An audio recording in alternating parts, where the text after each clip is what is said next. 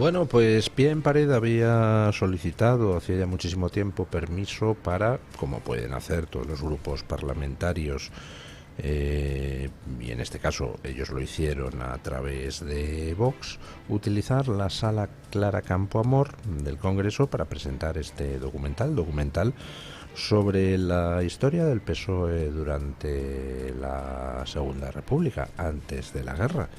¿Qué hizo el Partido Socialista para reventar la República Española? ¿Qué crímenes cometió? Bueno, pues el documental se adentraba en este tema, pues que al Partido Socialista le resulta lógicamente incómodo. Y tenían todos los permisos y de repente 3 horas antes de la proyección recibe la asociación Pie en Pared una comunicación diciendo que la mesa del Congreso ha decidido retirar la autorización. Y dices, pues si no ha habido reunión de la mesa del Congreso, ¿cómo que ha decidido retirar la el permiso para la proyección?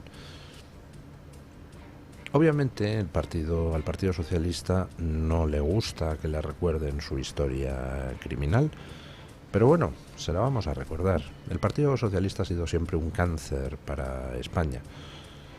El Partido Socialista ha sido ese partido que en sus inicios decía que si podían utilizar, por boca de Pablo Iglesias, el original, no el fantoche de ahora, que si podían utilizar las instituciones democráticas para alcanzar el poder, pues lo harían, y si tenían que recurrir a otro tipo de técnicas, pues también lo harían, haciendo una apología del proceso revolucionario.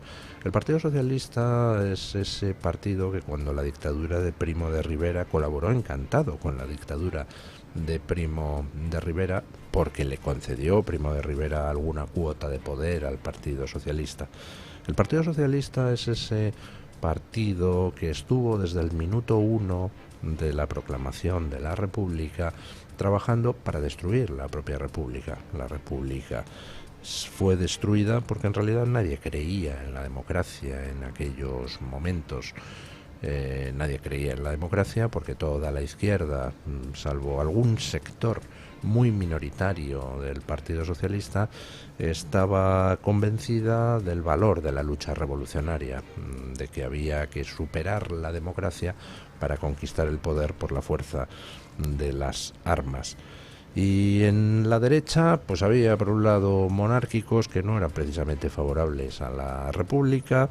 Había también una parte de la derecha que directamente estaba en esa misma aversión a la democracia que tenían otros partidos de corte fascista en Europa, y si acaso pues había algún reducto de gente pululando por el centro que podía más o menos creer en la democracia, pero en una democracia, por supuesto, siempre tutelada por ellos, por los intelectuales, que son los que saben que le conviene al pueblo. Nadie creía en la viabilidad de la democracia en aquel momento, y por eso cayó la República. No tenían las urnas nadie que las defendiera, ni en un lado ni en el otro, y la República se había convertido en una orgía de fraude electoral, de derramamiento de sangre, y al final, pues esa República que nació con una quema de conventos, pues terminó empujando, ya en su versión frente populista, al pueblo español a una disyuntiva: o estás con la revolución o estás contra ella. Y ganó la contrarrevolución. Franco no fue un señor con bigotito que se alzara con el ejército contra el gobierno legítimo de la República, no. La guerra civil empieza cuando el Partido Socialista asesina al líder de la oposición el 13 de julio de 1936. A partir de ese momento dejó claro que estábamos en un proceso revolucionario, con lo cual pues se produjo la correspondiente contrarrevolución. Y al final, pues Franco ganó porque tenía la mitad o más de la población a su favor. Es así. Y porque Franco sería todo lo malo que ustedes quieran, pero lo que había enfrente era todavía peor. Pero vamos, mucho peor. Y bueno, pues el Partido Socialista llevó a España a la guerra civil, no se cortaron durante la República en proclamar la necesidad de esa guerra civil que, por supuesto, creían que iban a ganar. Y después de eso, pues robaron el oro del Banco de España, se piraron de España. Por supuesto, no se les vio en la resistencia antifranquista a ningún socialista.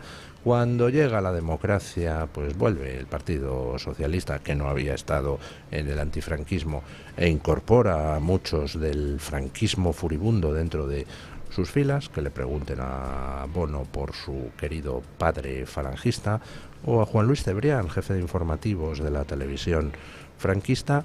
Y bueno, esa especie de partido socialista reconvertido con elementos residuales del franquismo, pues empieza a gobernar, y por supuesto desde el minuto uno en que llega al poder en 1982 empiezan a robar como cerdos, que eso se les da estupendamente desde su fundación, y empiezan a cometer todo tipo de delitos. No falla, llega el Partido Socialista al poder y automáticamente las arcas se vacían y todos empezamos a sufrir las consecuencias de su actuación.